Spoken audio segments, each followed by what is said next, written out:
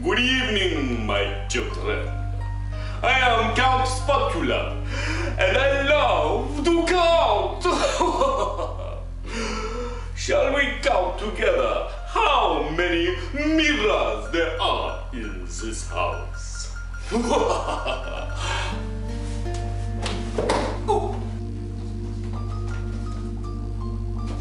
One mirror.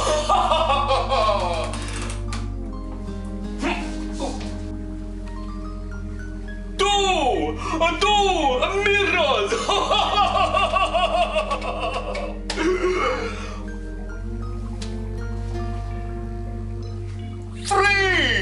Three mirrors.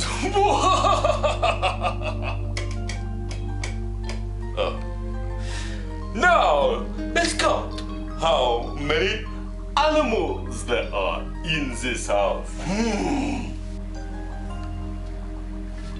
One animal.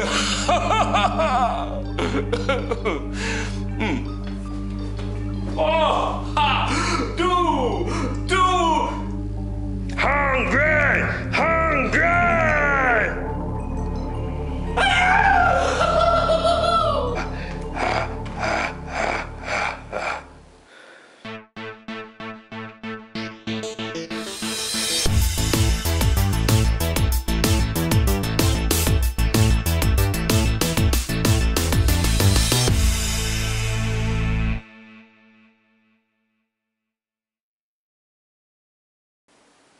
Good afternoon and welcome to Board Games Everybody Should ...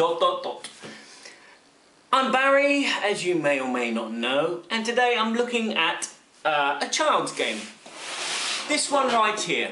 Now, I was a bit dubious when my wife picked this up and shoved it under my nose and said, let's get this. Because I've never heard of it.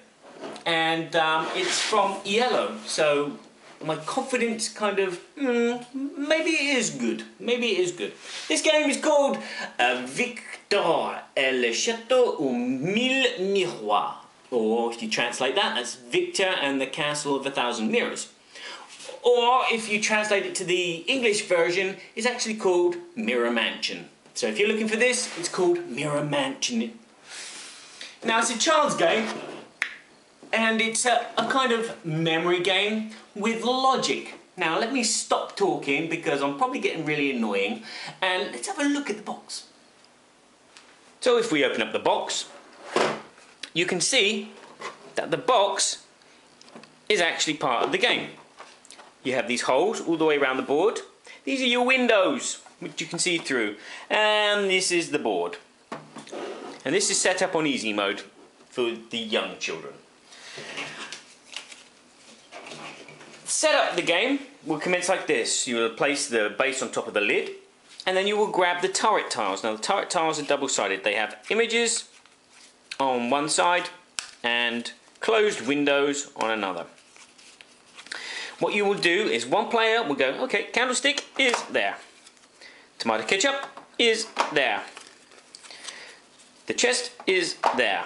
And so the images are in the inside of the box and the windows are on the outside of the box. So when you look at it, you can see the windows are closed. Okay, there is one tile, if I can find it, there it is, which is an open window.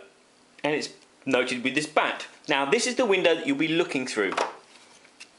So let's finish off the setup here. Next, you will place Victor in any of these spaces that you wish. And then you will have the 4 mirrors. And they're one-sided and they're easily denoted by the, woo, there's me, hello! Easily denoted by the bat, and there's nothing on the front. So you put these in anywhere you want, randomly. And then what you do is you make sure that each player has 2 of these tokens. One's a positive and one's a negative. Once that's done, setup is ready and let's play. Now the object of the game will be on a player's turn. They'll be moving Victor around the castle and he will stop in certain places and he'll be going, oh, I've just remembered something. My candles, where are they? It is then up to the player to use their memory to remember which of these turret tiles has the candlestick.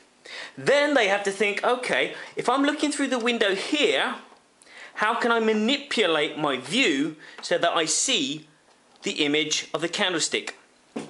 And that's when they move the mirrors. But I'll explain it. Each player will start, let's move this a bit back a bit like that. Each player will have 6 phases on their turn. Well, there are 6 phases on a player's turn. Let's start with phase 1. Phase 1 for the player, the active player, will be to take the open window and any of the other turret cards and swap them over. So in this case I've taken the book, so the book is there now and the open window is there. So a bit of memory. That is phase 1. Phase 2 for the active player would be to roll the dice and then move Victor that many spaces. 1, 2, 3, 4, 5, 6. So I need to find the glasses. Okay, phase 3 of the active player's turn is they are allowed to move up to 3 of the mirrors, so they make it so that when they look through the open window, which is here, that they can see the glasses.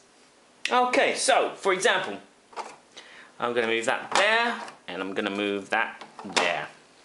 And as you can see with the board layout here, the line of sight has been marked with these lines to make it easier to figure out what you're looking at. Phase 4, which doesn't actually happen for the first round of games, so once everybody's had a go, their first go, on the second go phase 4 will commence. Phase 4 is a betting phase. Now phase 4, every player with their tokens will be going, I think they can see the glasses, or I think they can't see the glasses. So they will place the token hidden of what they think the result of the active player is. So in this case, yeah, I think they found the glasses. Whereas the yellow player is saying, no, I don't think they have. So that's phase 4. But as I said, that only comes into play on the second round of the game. Phase 5, the active player will then look through the window and see if they can see their image. At this point they will say, yes, I found it, or no, I haven't. And the other players can verify this if need be. But you got to remember that this board cannot be moved. But for the purposes of this video, I will move the board. So if you look through the window as the dice rolls, can you see the image? Very dark in there, isn't it? Let's try and get a bit more light like that. Well, as you can see, yes, I did find what I was looking for, which was the glasses. So in that case, I would score a point, which is one of these blood gems. And for a bonus point, if I can pull out the tile, wait a minute, let's put this back to where it was. That's how it should be. For a bonus point, if I pull out the tile that is the image, so in this case, my mirror reflecting is here, reflecting here, which is that one. So there you go. I get an extra bonus point gem. So now I have 2 points. And the 6th phase of the game is the betters. Did they guess right? So in this case, the orange player, as he picked it up from the floor, the orange player got it right because they thought they would find what they were looking for, whereas the yellow player didn't. So the orange player would get a point as well. Now the game would carry on in this fashion until in a 4-player game someone has 8 blood gems, or in a 3-player game a player has 10 blood gems, or in a 2-player game a player has 12 blood gems. Now, if a player did get the image wrong, they don't get anything. And again, in this case, the yellow player would have won a blood gem. Because if, for example, looking through there, and it wasn't the glasses, it was in fact the garlic, the yellow player would have scored a blood gem. Now the garlic, interesting. There's one of these in the game. As you can see, there's not an image of garlic on the board. If you find the garlic, you lose one of your blood gems. Bye bye. So that's kind of like a booby prize. These question marks basically mean the player on your left can then say, oh, you know what, you try and find the key. or you try and find the crown. So, summing up for Victor and the Chateau of a Thousand Mirrors, or Mirror Mansion. This is a board game that everyone should be a bit reflective about.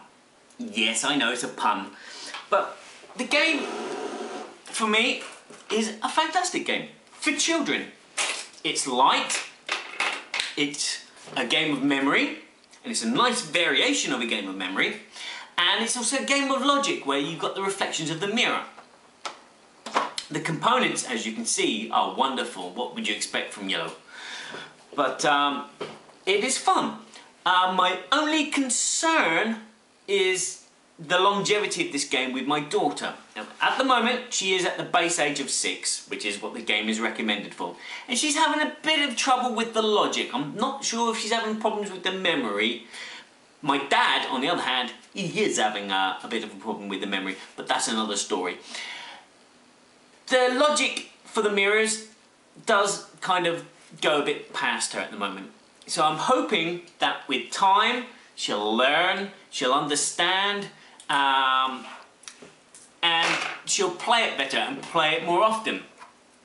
But then I think she'll get to an age where she won't play it at all because it'll be too childish for her.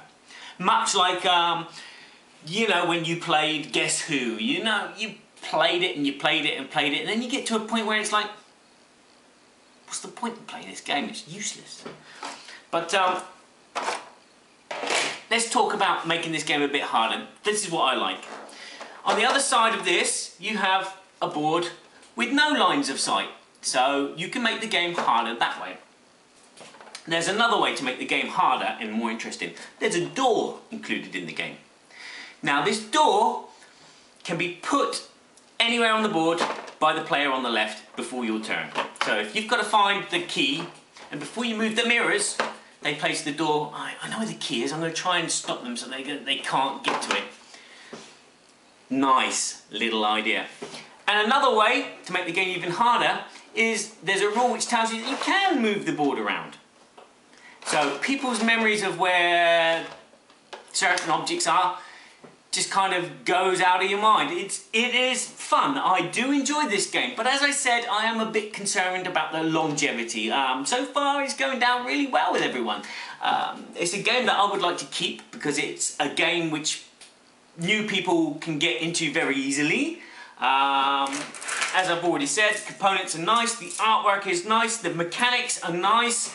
I can't really fault this game. The rules are very, very, very clearly written. I've explained them very clearly as well, I hope. We'll see how the editing gets on. But everything about this game is just 5 stars. But as I said, it's a child's game. Is it going to have the longevity?